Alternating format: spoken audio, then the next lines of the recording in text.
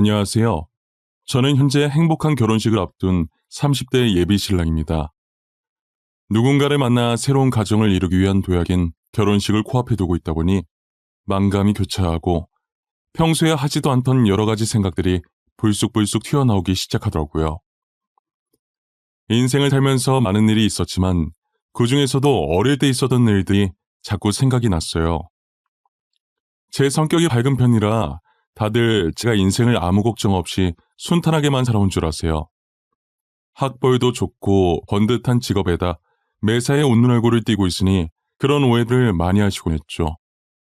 눈에 보이는 게 전부가 아닌 것처럼 저 또한 겉모습에서 보이는 것이 전부가 아니에요. 저도 어릴 적 다른 친구들이 겪어보지 못했을 많은 것들을 겪어오며 이 자리까지 오게 된 거죠.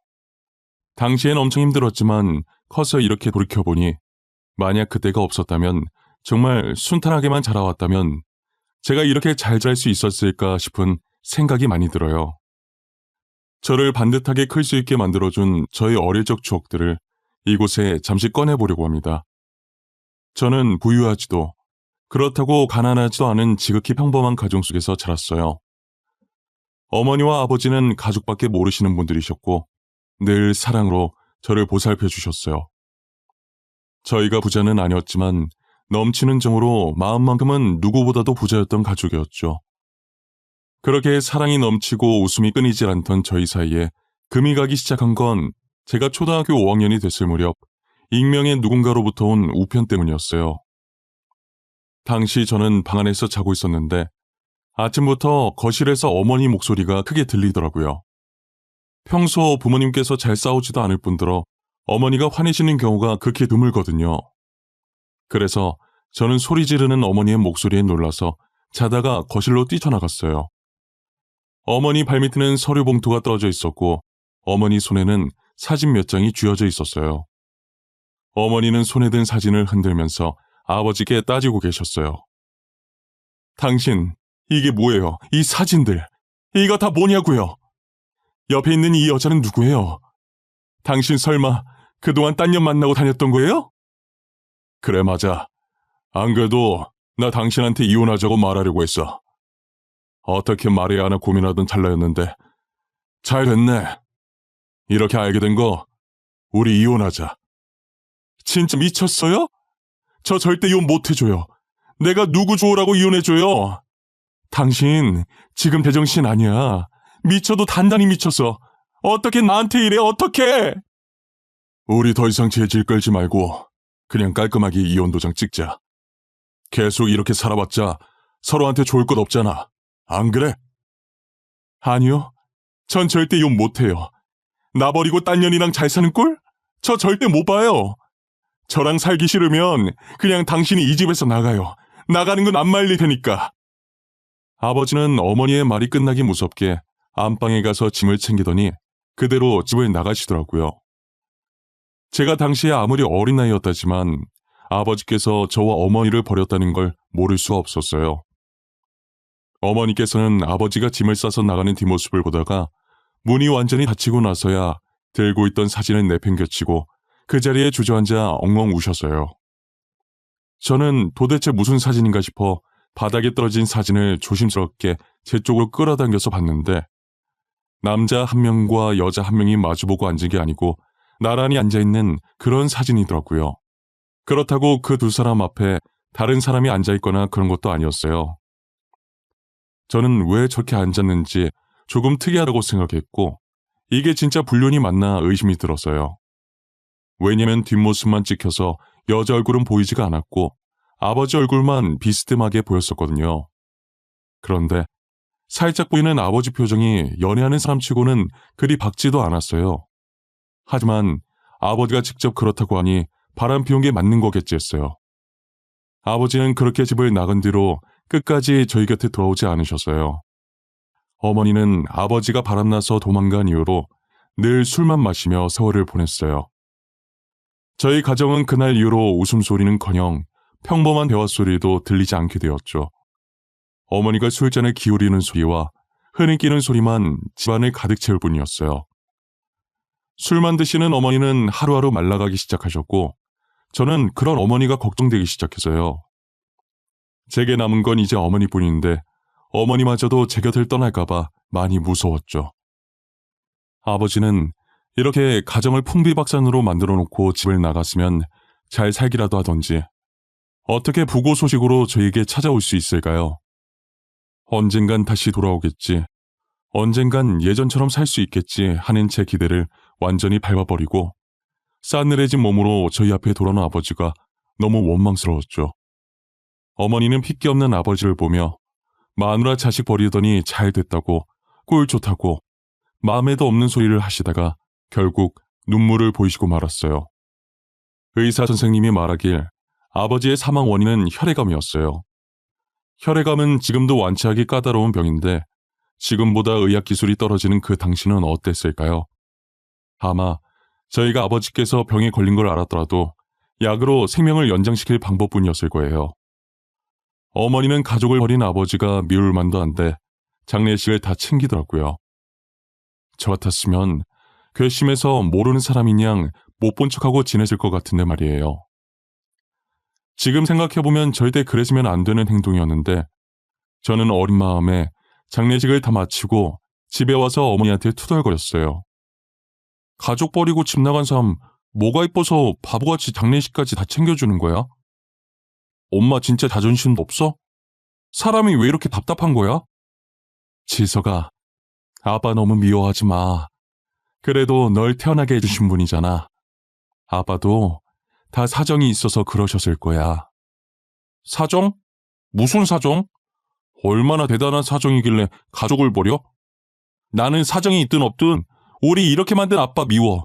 미워 죽겠어. 제 머리를 쓰다듬으면서 아버지가 사정이 있어서 그랬을 거라고 하는 어머니가 너무 답답했어요. 더는 어머니 말이 듣고 싶지 않아 먼저 제 방으로 들어가 버렸죠.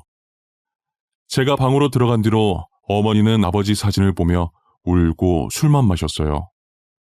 어머니의 흐느끼는 소리만 한참 들리다가 누군가 저희 집 벨 누르는 소리가 들리는 거예요.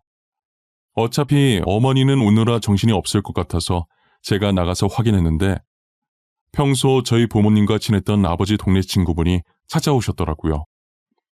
저희 집에 자주 오셨던 아저씨라 저와도 친한 사이였어요.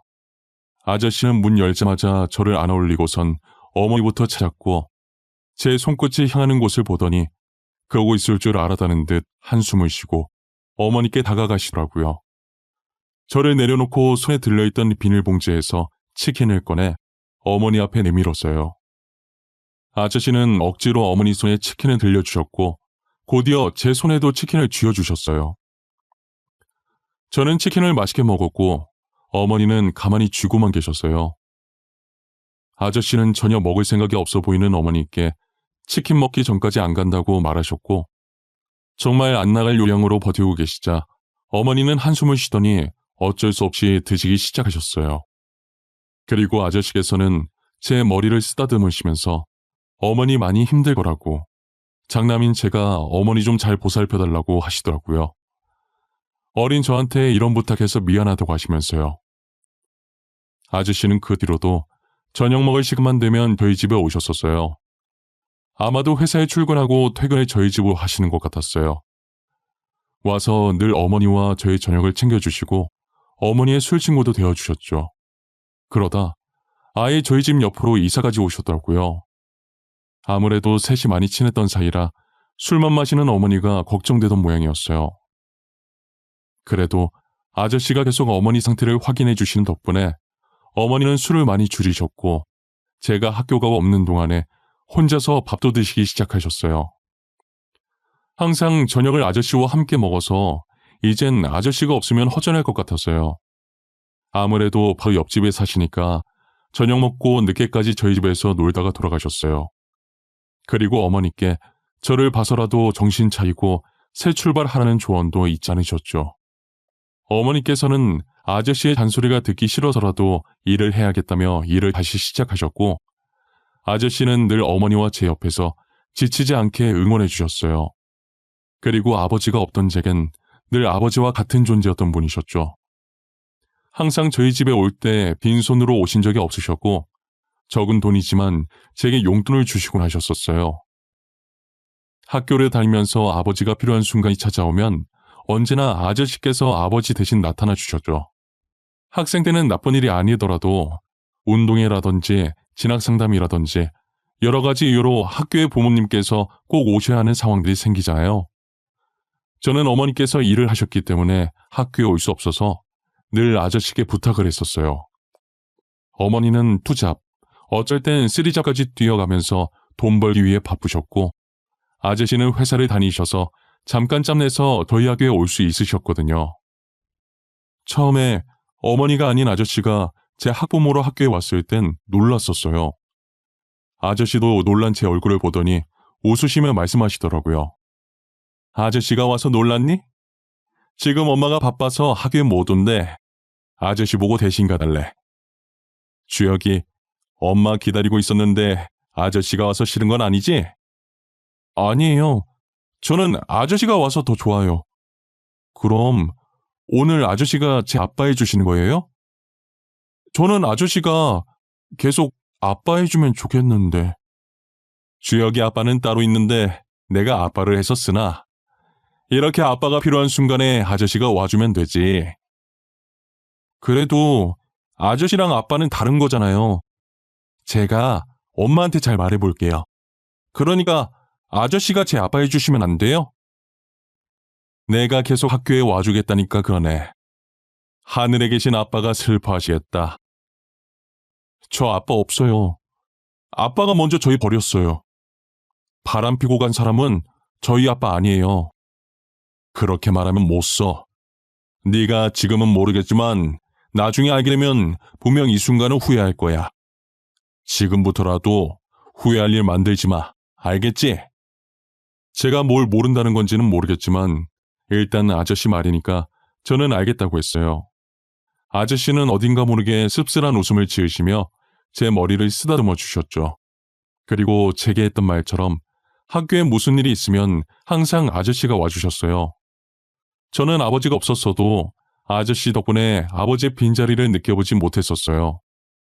제가 대학을 가던 순간에도 취업을 하던 순간에도 저희 어머니보다 더 기뻐해 주신 분이 아저씨였어요. 아저씨는 용돈뿐만 아니라 대학 등록금까지 내주시면서 저를 거의 키우다시피 하셨었죠. 그래서 취업을 하면 아저씨도 아버지처럼 생각하면서 어머니와 함께 효도를 하리라 마음먹었었어요. 늘 아저씨께 받기만 하던 저희라 표현은 잘 못해도 항상 가슴속엔 고마운 마음을 가지고 살았어요. 이렇게 어른이 되어 취업을 하고 드디어 아저씨께 보답할 수 있는 날이 왔다는 생각에 정말 좋았어요. 저는 이제 성인이 되어 독립해서 홀로 자취를 하고 있었는데 아저씨가 어머니 옆에 있다고 하지만 그래도 가족보단 불편할 거라는 생각에 종종 어머니 집에 놀러 가곤 했었어요. 여느 때처럼 어머니와 아저씨가 좋아하는 음식들을 사들고 어머니를 찾아뵈러 갔었죠. 그런데 어머니 집 앞에 도착하니 평소와 다르게 문이 살짝 열려 있더라고요. 그리고는 그 문틈 사이로 어머니와 아저씨의 목소리가 새어나오기 시작했어요. 진찬아, 이제 그만해도 돼. 이만하면 됐어. 이제 우리 아들도 성인이잖아. 그만큼 했으면 된 거야. 네 잘못 아니라고 했잖아. 어떻게 내 잘못이 아니야. 내가 그날 부탁만 들어주지만 않았어도, 아니, 그 안에 내용물이 뭐가 들었는지 확인만 했었어도 이렇게 수혁이 혼자 쓸쓸히 갔을 일은 없었을 거야. 어차피 고치기 힘든 병이었다며, 말기였다며. 만일 네가 알았다고 해도 달라지는 건 없어. 죽는 날을 조금만 늦추는 것 말고는 달라질 게 하나도 없었다고. 그러니까 이제 그만해. 내가 옛날에 형편이 어려워서 수혁이한테 빌린 돈이 있었어. 부탁만 들어주면 그 돈은 받지 않겠다고 하는 바람에 내가 진짜 미친놈이야. 남편이 선택한 거야. 우리가 뭐 어쩌겠어. 나도 장례식 가서 신우한테 듣고 알았어. 그때 그 사진 속에 있던 여자도 신우였다더라. 남동생이 하도 부탁해서 어쩔 수 없이 해줬다더라고. 알고 보니 저희 아버지가 도망갔던 그날 아버지 불륜 증거가 들어있는 서류 봉투를 집 앞에 두고 간 건 저희 부모님의 동네 친구이자 저에겐 아버지와 같았던 아저씨였어요. 아버지께서는 살 날이 얼마 남지 않았다는 것을 직감하시고 저희가 슬퍼하지 않게 정을 떼놓으시려고 일부러 고모와 불린 척 짜고 사진을 찍은 것이었죠. 그리고 그 사진이 든 서류 봉투를 아저씨께 건넨 것도 아버지셨어요. 아저씨는 당시 아버지에게 빌린 돈이 조금 있었고 형편이 어려워서 조금씩 갚고 있었나 봐요. 그런데 이 서류 봉투만 집 앞에 놔둬주면 남은 빚들을 안 갚아도 된다고 하니 빚을 지은 아저씨 입장에서는 저거만 두고 오면 되니까 당연히 솔깃한 제안이었던 거고요. 그래서 무슨 일인지 안에 뭐가 들었는지 이야기도 안 하고 부탁을 들어주겠다고 했다더라고요. 정말 부탁받은 대로 집 앞에 서류 봉투만 두고 가고 그 뒤로는 어떻게 됐는지 몰랐었다고 하는 거예요. 아버지가 죽기 이틀 전에 어머니가 걱정되어 결국 아저씨를 불러서 사실대로 말해줬고 아저씨는 그제서야 자신이 한 짓이 어떤 짓이었는지 알게 된 거죠. 그때부터 아저씨는 아버지를 대신해 본인이 저희 어머니와 저를 지켜야겠다는 생각을 하셨대요. 어머니도 아저씨 잘못이 아니라는 걸 알지만 이렇게 해야 아저씨 마음이 조금이라도 편해질 것 같아서 제가 성인이 될 때까지만 아무 말 않고 가만히 있으셨던 거예요. 제가 사춘기 시절이었을 때 사실을 아는 것보다는 그나마 성인이 됐을 때 그날 있었던 일을 이야기하면 어쩔 수 없었던 일이라며 아저씨가 했던 행동을 이해해 줄 거라고 생각이 든 거죠. 하지만 아들 입장에서 솔직하게 아저씨께 실망을 안 했다고 하면 거짓말이겠죠. 제가 그동안 가정 파탄낸 주범이라며 아버지를 얼마나 많이 원망하고 미워했는데요.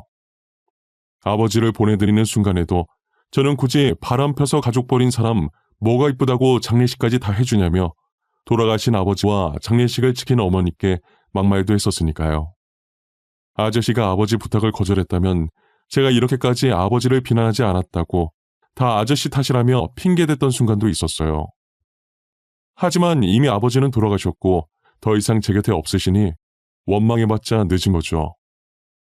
그리고 아저씨께서 늘 아버지를 대신해온 노력을 알기에 모질게는 못하겠더라고요.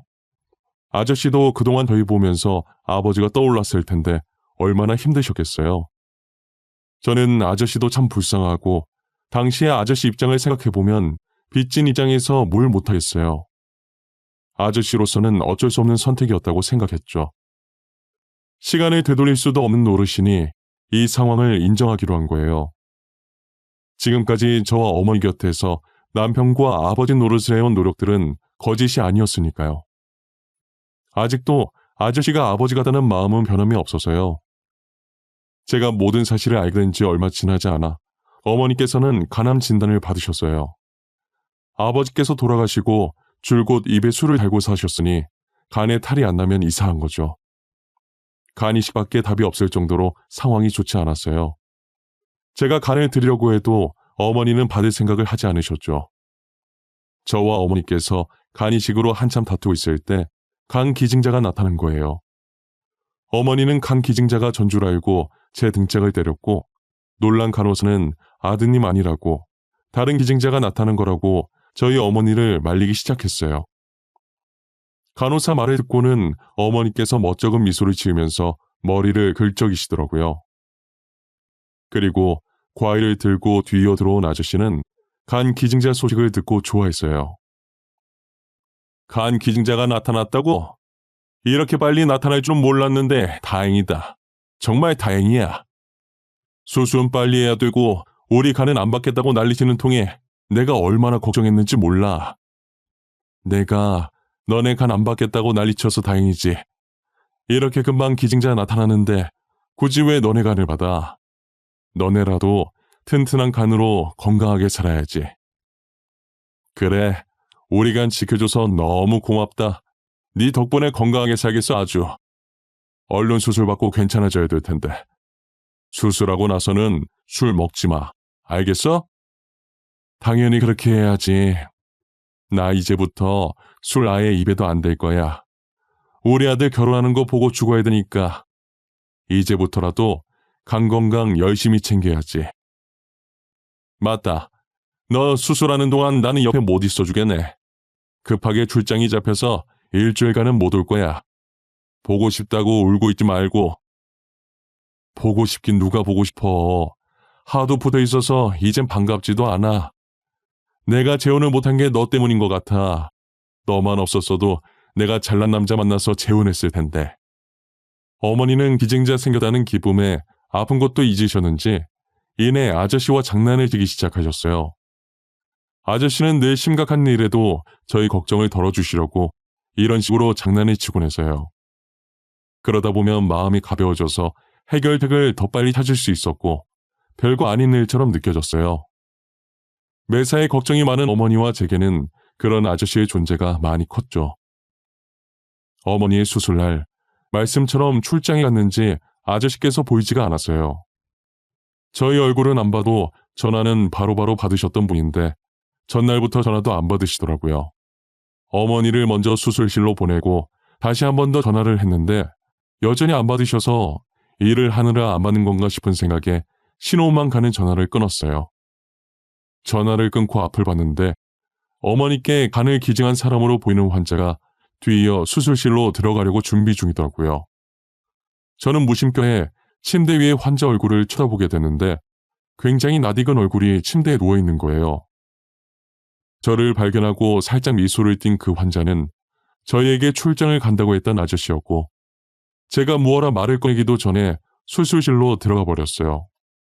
간을 안 받겠다고 난리치는 어머니 몰래 아저씨께서 간 검사를 받고 익명으로 간 이식을 해주신 거죠.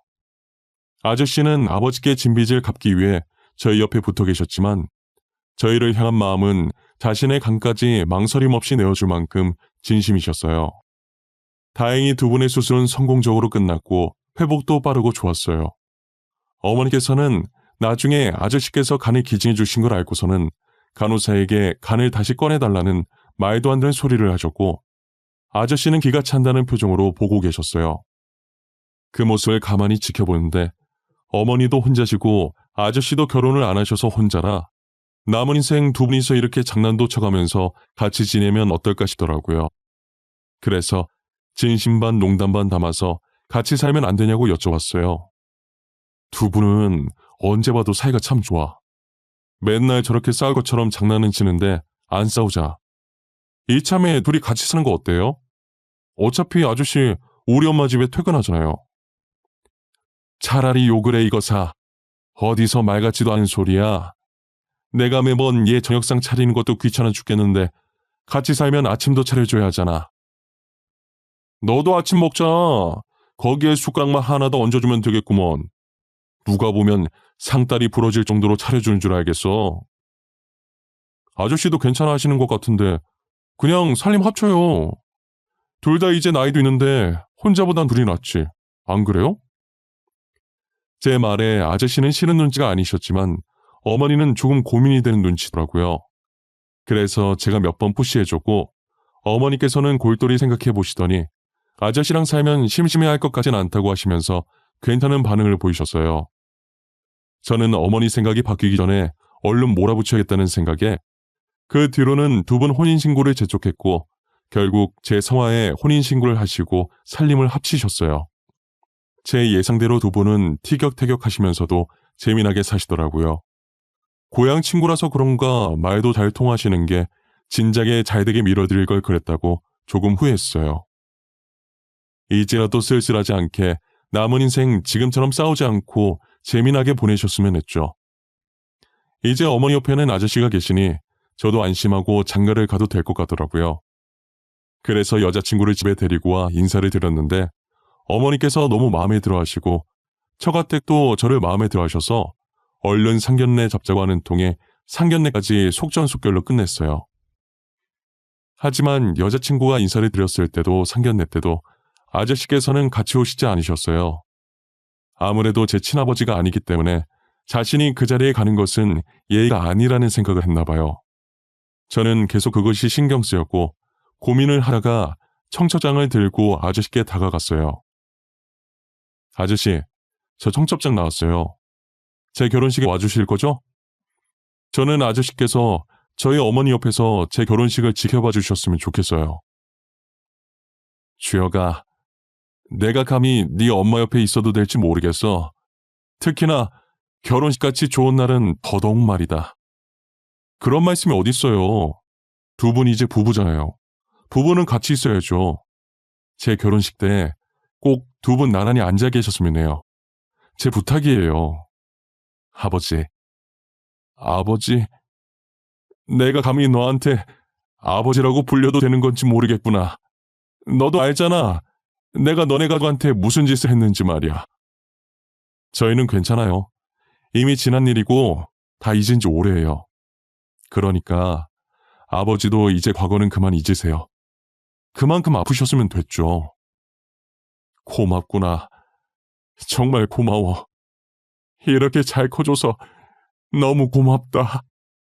제가 아버지라고 부르자 아저씨는 두 눈이 커지더니 이내 눈물을 흘리시더라고요. 저는 여전히 과거에 갇혀 사시는 것 같은 아저씨가 너무 안쓰러웠어요. 이제는 그 짐을 내려놓아도 된다고, 행복해져도 된다고 몇 번이고 말씀드렸죠. 아저씨는 제 손을 잡고 연신 용서해줘서 고맙다고 하셨어요. 그리고는 청첩장에 제 아버지 부분에 적힌 자신의 이름을 보고 울면서 손으로 매만지셨어요. 아저씨는 믿기지 않는지 한동안 청첩장에서 눈을 떼지 못하셨어요. 저는 아직 대답 못 들었다고 결혼식에 어머니 옆에 계셔달라고 다시 한번 말했죠. 아저씨는 그렁그렁한 눈으로 저를 바라보시며 천천히 고개를 끄덕이셨어요. 고맙다고, 그리고 항상 어머니 잘 챙겨주셔서 감사하다고, 앞으로도 잘 부탁드리겠다며 어색하지만 아저씨를 살짝 안아주었어요. 아저씨도 자신이 더 고맙다며 제 등을 두드려 주시더라고요. 그러더니 갑자기 저한테 같이 갈 곳이 있다고 일어서시는 거예요. 얼떨떨한 기분으로 아저씨를 따라 도착한 곳은 납골 땅이었어요. 여긴 무슨 일로 왔나 했더니 저희 아버지가 잠들어 계신 곳으로 저를 데리고 가시더라고요. 저는 친아버지께서 바람나 도망간 줄만 알고 한 번도 오지 않았었어요. 처음으로 아버지의 유골함과 마주하니 괜시 미안해지더라고요. 아저씨는 유골함을 보시며 담담하게 제 결혼 소식을 전했어요. 처음이자 마지막 결혼식에 아버지 자리가 공석이면 안 되니 그날만 자신이 아버지 하겠다고 하시면서요. 자격 없는 거 알지만 한 번만 하겠다고 허락받으러 온 거라고 하시더라고요. 그러다가 저를 앞으로 세우시면서 그동안 못했던 말 하고 나오라고 하시면서 먼저 자리를 뜨셨어요. 아마도 저를 여기로 데리고 온 것은 본인 때문에 친아버지를 등진 저를 위한 배려였던 것 같아요. 허락받으러 왔다는 핑계 삼아 저와 아버지를 만나게 해주었고요. 저는 처음엔 진짜 듣고 계실지 무슨 말을 해야 할지 입이 떨어지지 않더라고요. 어떻게 말을 시작할까 하다가 아버지께 미안한 감정밖에 들지 않아서 미안하다는 말만 반복했었어요. 그동안 오해했었다고, 찾아오지 못해서 미안하다고, 엄마는 잘 지내고 있다면서 그간 있었던 일을 빼먹을까 싶어 천천히 이야기하기 시작했어요. 그리고 더 이상 저희 걱정하지 말라고 아저씨께서 잘 챙겨주시고 있다고 했죠. 말하면 할수록 마음이 고요하고 편안해지는 것이 정말 아버지께서 제 말을 듣고 있는 것만 같았어요. 계속 미안한 마음이 응어리져 있었는데 이렇게 아버지를 만나서 이야기를 나누니 속이 시원해졌어요. 저는 납골 땅에서 나와 저를 기다리고 있는 아저씨께 일부러 데리고 오신 거 안다고 감사하다고 했어요. 아저씨는 살짝 웃으시면서 자기 마음 알았으면 앞으로는 아버지 납골 땅에 자주 들리라고 하시더라고요. 친아버지랑 화해시켜 주셔서 감사하다고 아저씨 말처럼 앞으로는 자주 오겠다고 다짐했어요. 지금도 특별한 날이 아니더라도 시간 날 때마다 아버지 납골 땅에 자주 가요. 여자친구를 데리고 가서 며느리라고 소개시켜 준 적도 있고요. 아직 살아계셔서 제 결혼식을 보신다면 얼마나 좋아하셨을까 싶어요. 아마도 지금 아저씨처럼 매일 청첩장만 보면서 입이 귀에 걸려 있으실 텐데 말이에요. 저는 어머니와 아저씨가 잘 지내는 모습을 보면 지금 이대로도 괜찮다는 생각이 들어요. 어쩌면 이 둘을 아버지께서 일부러 이어주신 게 아닌가 싶기도 하고요. 저도 여자친구와 결혼하면 어머니와 아저씨처럼 잘 지내보려고 합니다. 저의 긴 이야기는 여기까지입니다. 제 이야기를 들어주신 모든 분들께 감사하다는 말씀을 드리고 싶고 늘 건강하고 행복만 가득하시길 빌고 또 빌겠습니다.